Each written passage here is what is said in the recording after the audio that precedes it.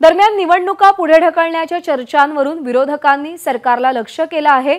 हा रडीचा डाव आहे। जर लाडकी बहीण योजनेचा फायदा तुम्हाला करून घ्यायचा आणि म्हणून निवडणुका पुढे ढकलत असाल तर हा रडीचा डाव असल्याची टीका विरोधकांनी केली आहे।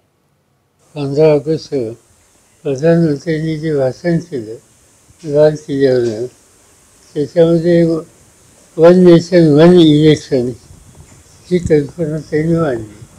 त्याचा अर्थ एकाच वेळेला सगळ्या निवडणुका व्हाव्यात ह्याचा आग्रह प्रधानमंत्र्यांचा होता आणि दुसऱ्या दिवशीच या 3 राज्यांच्या वेगवेगळ्या तारखा त्यांनी जाहीर केल्या।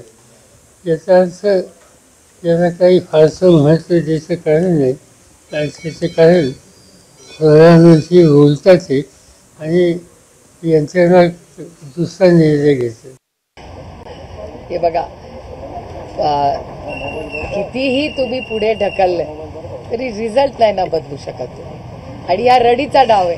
म्हणजे जर लाडकी बहीण योजनेशिवाय हे पास होत नसतील तर ह्याच्यातच अपयश आहे हा सरकारचा पहिला मुद्दा। आणि दुसरा मुद्दा की ह्यांना जर वाटत असेल की पैसे वाटूनच इलेक्शन जिंकता येतात तर मग लोकसभेमध्ये जिंकले असते ना, काय कमी केले आहेत का उद्योगांनी इलेक्शन लोकसभेमध्ये? केंद्र सरकार हा महाराष्ट्रातली मायबाप जनता ही स्वाभिमानी पण आहे आणि इमानदार पण आहे, हेच या सरकारला कळत नाही। इथे तर गल्लत होती।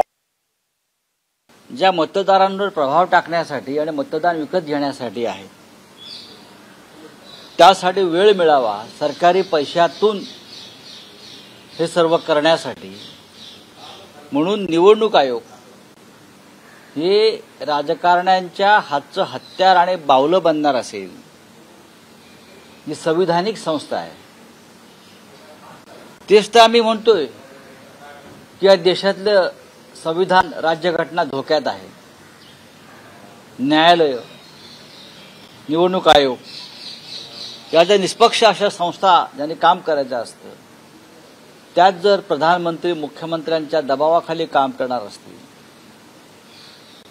तर संविधान राहिले कुठे आहे देशामध्ये? एबीपी माझा, उघडा डोळे बघा नीट।